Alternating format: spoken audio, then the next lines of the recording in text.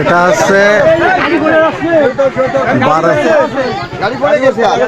বারৈপাড়া থেকে এই যে গাড়ি দেখেন পড়ে যাচ্ছে, গাড়ি পড়ে যাচ্ছে রাস্তার ঢালে আসার কারণে গাড়ি আস্তে আস্তে পড়ে যাচ্ছে। এই যে পড়ে যাচ্ছে গাড়ি।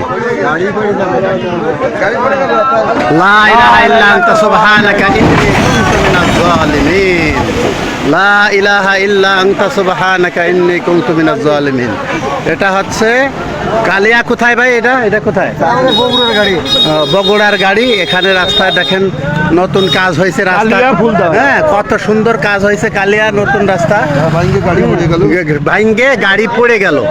এটা হচ্ছে আমাদের কালিয়ার ঐতিহ্যবাহী। এটা কোন জায়গায়? এটা কোথায়? গাড়িতে এটা ফুলদা।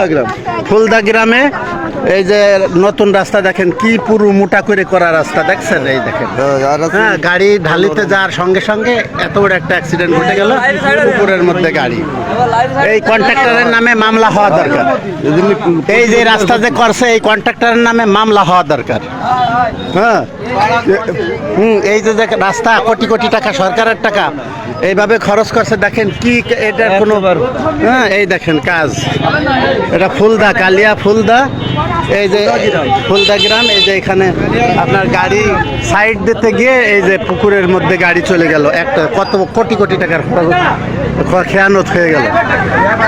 এ হলো আমাদের হ্যাঁ এখানে এই হলো আমাদের দেশ, এই হলো আমাদের কালিয়ার উন্নয়ন, এই হলো কালিয়ার উন্নয়ন। আর আমার সামনেই পড়ে গেল ঘটনাটা দেখে হাজার হাজার মানুষ বিস্মিত হতবাক।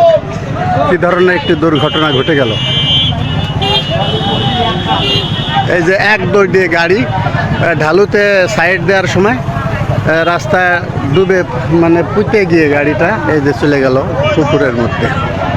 কত বড় দুর্ঘটনা। আর রাস্তার কোনো টেকসই উন্নয়ন, টেকসইমূলক কোনো কাজ হয় নাই। এই কাজ নতুন কাজ হয়েছে রাস্তা দেখেন। এই রাস্তায় নতুন কাজ হয়েছে অথচ রাস্তায় গাড়ি এইভাবে পড়ে গেল। ফুলদা, কালিয়া ফুলদা নতুন রাস্তার কাজ হওয়ার পরে সেই রাস্তা এভাবে ভাঙ্গে কি হয়ে গেছে দেখেন।